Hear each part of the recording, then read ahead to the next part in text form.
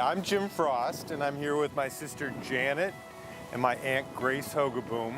We're related to Henry Dammerman, who's buried in the cemetery. He is my 4 times great uncle, and possibly his father, our 4 times great grandfather, is buried here too, but we're not sure. My name is Shannon Sunderledge Finn, and my great grandmother was Catherine Greve, and my father grew up in Elgin, and we've been to this cemetery. This is my 3rd time. We came about 10 years ago when it was in bad repair and it was overgrown, but we did our best to find the stones that we wanted to see, and I'm so excited that it is being preserved. It's just a beautiful place. It's really peaceful here and so lovely with all the oak trees. Thank you.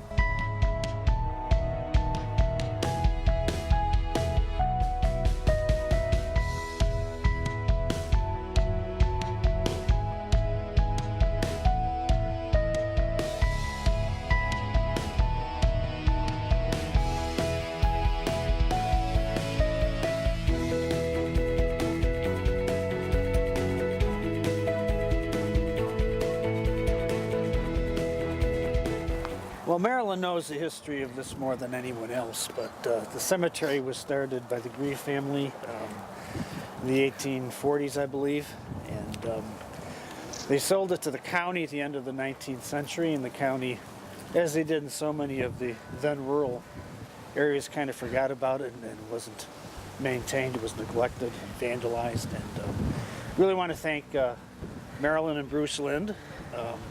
They were very instrumental in saving the Sunderledge house and restoring that, and they were also very instrumental in the fact that this cemetery is still here.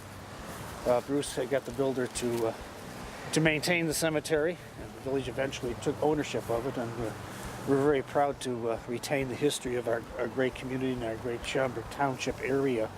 Many of the names here are very familiar names for people familiar with the history of Schaumburg Township and the greater northwestern suburban areas.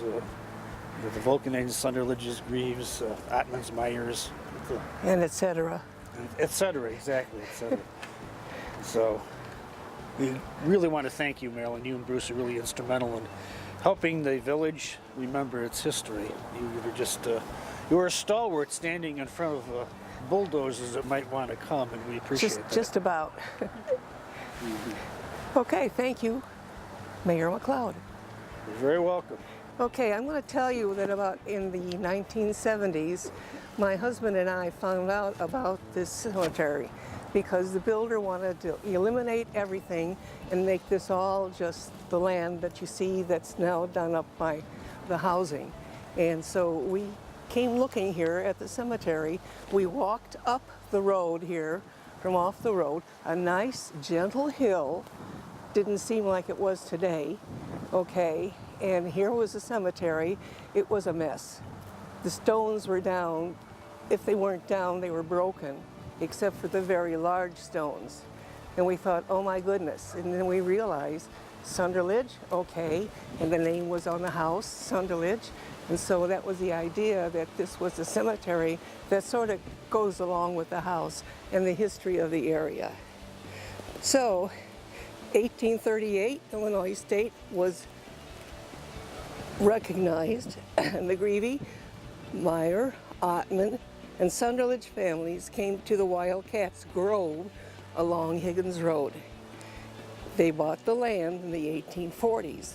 The burial ground was the first as St. John's Church. They had been members of the church, and this was planned to be the cemetery, and then it turned out that the St. John's Church was not built here, it was built across the way, maybe because there was a division between Palatine and Schaumburg townships.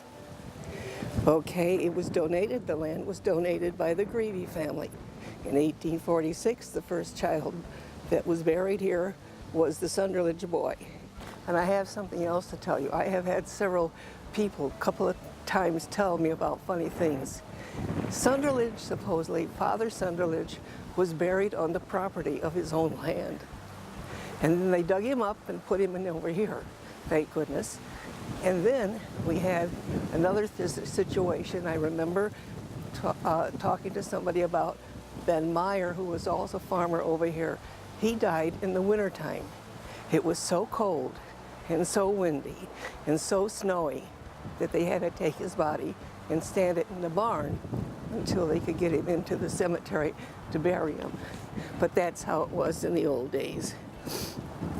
Okay, 1944, Amanda Volkany is the last one that was buried here. And she was Greve's granddaughter.